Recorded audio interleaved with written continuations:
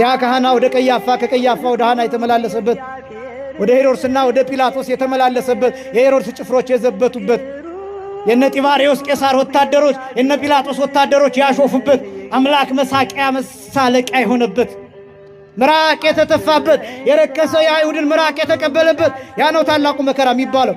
ፍጹም እንከን ነው ሳይኖርበት እንደ ጥፋተኛ እንደ ወንጀል በሁለት ወንበዴዎች መካከል የተሰቀለበት የወንበዴዎች አለቃ ተብሎ ከአመፀኞችና ከሽፍቶች ጋር የተቆጠረበት የዓለም ትልቁ